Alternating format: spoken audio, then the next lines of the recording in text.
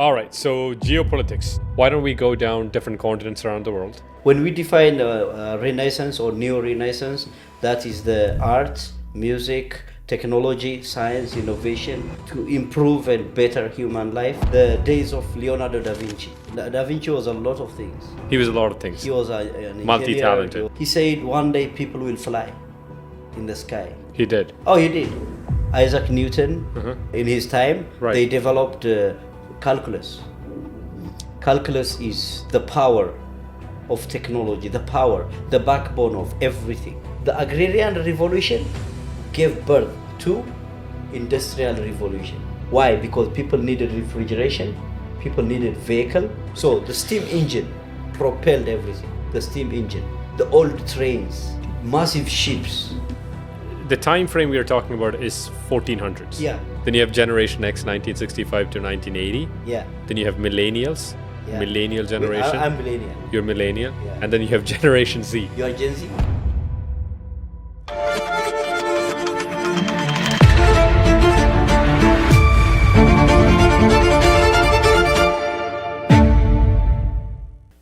So if we look at across continents, through time, I love the medieval age, the days of Leonardo da Vinci. So like 1400s. Yeah. Yeah. The life in Florence, life in all. We can go to all the continents and do some comparative experience. So you want to go to the continents during medieval time? No, we can progressively come to our time and Interesting. see the changes. That'll be nice. Unravel. Yeah. You know. That'll be nice. Yeah, from simple wood and brick piling Yeah. to complex structural monuments that we have today. Interesting. Yeah. So when you say medieval time during Da Vinci, Leonardo da Vinci, right? Or did I say that name wrong? Yeah, Leonardo da Vinci Okay, and yeah. Fibonacci. Michelangelo, Yeah. I think Michelangelo was after them, right? Is it after them? No, we can put them within an era. Right. Within that era. Are those the two people who had like sort of rivalry against each other? Leonardo da Vinci and? Michelangelo? Were they during the same time frame? Basically, one guy was a sculptor and the other guy was just a painter. Yeah, the other no, he was not just a painter. Da Vinci was a lot of things. He was a lot of things. He was an engineer. Multi-talented. He was a mathematician. Interesting. Yeah. And then He Michelangelo. He predicted the power of water. He also envisioned he said one day people will fly in the sky. He did. Oh, he did. Interesting. He even modeled a wing. He modeled a wing that can be tied on a human. If you jump from sky, you could fly. So sort of like paragliding. Yes. Sort of. Yes. Interesting. So the time frame we are talking about is 1400s. Yeah.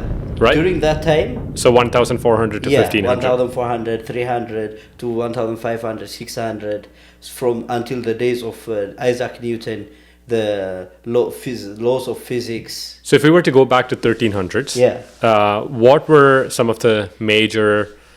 I mean, at that time we haven't identified continents. It's different. It's like Roman Empire. It's like So what happened was this. Yeah. So the Renaissance at that time is people were getting out of politics were changing. They call it the age of enlightenment. Interesting. Why do they call it the? That is because people were understanding nature in a mathematical configuration. Which they haven't done up until then. Before then it didn't happen. So they started discovering equations to represent various situations. For example, Isaac Newton, in his time, they developed calculus. Calculus is the power of technology, the backbone of everything. So when we talk about these things, we'll be touching across all the. So from at that time, the change people were interested was trying to understand, trying to learn as much as possible, trying to get into to change their situation from small republics to vast empires. Initially, it was a vast empire. When the Roman Empire collapsed, correct, and many empires started collapsing, they started becoming small republics. When was that, the time frame? The time frame is after the Dark Ages. That is after the 10th century. After the 10th century. After the 10th century. 10th century. So until medieval. The medieval age is between after the 10th century to until the Agrarian Revolution. Agrarian Revolution started in about 1750 in England. So until Agrarian Revolution was Age of Enlightenment and medieval civilization. Interesting. So so the Age of Enlightenment, yeah. If you were to, what was the start time for Age of Enlightenment? The Age of Enlightenment began, it began somewhere about 1300. So 1300. Yeah, it evolved over 300-400 years. And then between 10th century, which is like 1000, and 1300, it was Dark Ages. Yeah, the Dark Ages happened now before the 10th century. Before the 10th century. Yeah. So when did the Dark Ages started to happen? Let's see. Do you want me to look it up? Yeah, you can. So Dark Ages start date. So Dark Ages over the course of 215 years, 5th century to 10th century. Yeah. So up until 5th century, it was big empires. That is the Roman Empire. The Roman Empire, when it collapsed, they called it the Dark Ages because the order of everything changed. So up until 5th century, it was like empire. So basically, it was the emperors trying to conquer more. So the Roman Empire was from Britannia to the end of Britannia to Baghdad. Wow, that's big. That is vast. And then North Africa and Northern Europe. So that was not part of the Roman Empire. That is the Roman Empire. Oh, wow. They controlled the entire Mediterranean basin. That's large. Yeah. So have you watched the movie The Gladiator? Oh, yeah. And in the guy, the villain, Joaquin Phoenix. Yeah, the guy, the son of Marcus Aurelius. Yeah. Is that actually factually true? Yeah. Marcus Aurelius is one of the greatest Roman generals. Philosophers. He has written books on Stoicism. Yes. Great stuff. Yes. Right? Not books, but he has. I think he has. He's one of the Roman generals that lived and protected and saved the empire from collapse many times. And then his son took over. The son was, you see, this is the problem. Hereditary power, when you do not work hard for what you earned, you don't know how to keep it. So the son was reckless and careless. Interesting. Yeah. So that movie is actually true. Okay, no, of course they have dramatic spicing and effects. Yeah. But most of the history is true. One of the best series to watch to understand Roman Empire is Spartacus. Pirates? Spartacus. Yeah. Is it a series? It's a series, yeah. Spartacus. It's a 3-season series. That is at the time when the Roman Empire was expanding. Oh, this is from 2010. Yeah, that's the series was made in 2010. Spartacus. Where can you watch it? Is it on Amazon Prime? Yeah, Netflix, everywhere.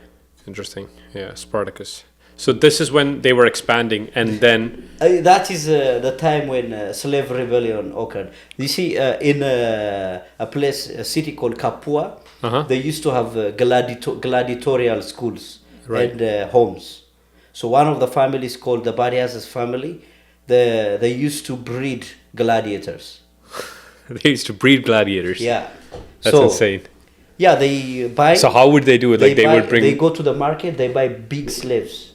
Okay. Germanic slaves, French slaves, African slaves. No. During the Roman Empire, the Brits, the French, the Germans, they are all Roman slaves. Interesting. Yes. So now at that time, was this Roman Empire was it mixed with, what kind of people were they? Were they white people? Were they black people? They are Italians. Today's Italy. So they were dark people and they were... No. if you look at an Italian, they look different from the rest of Europe. Not from the rest of Europe. Interesting. They are in between Western and Eastern Europe. Yes. Italy is at the intersection. But there's also like, there's Italians who are like fair and there are Italians who are dark. Yeah, but I see 2,000 years ago, we don't have any evidence. But what we quantify and conclude based on the people in existence today. So we don't know if they were black or white. No. We don't know. No, but they're highly likely they are Caucasians. They're Caucasians. Yeah. Okay, interesting. They are. Okay. But what happened is when the so Africa was part of Roman Empire. Northern Africa Was part of Roman Emperor. Yeah, because in North Africa, around Algeria, there used to be an empire called the Carthage Empire. Carthage. It was more powerful than the Roman Empire by then. So I'm had just curious. Massive war. Yeah, but I'm curious. Yeah. If North Africa was part of Roman Emperor, there would be black people in Roman. Oh yeah. In the Roman Empire, the law is this: they don't care about color. They don't. They don't. Okay. The rule is one: when Roman soldiers come, you submit, and you become Roman. you fight, you become a slave. Your color, your anyone's, they don't care. That's it. It's a merit based. It was a merit based and 2,000 years ago it was a merit based. Yeah. They didn't care about color. They are more advanced than anything today. I know. Holy, that's ridiculous. The Roman Empire. That was.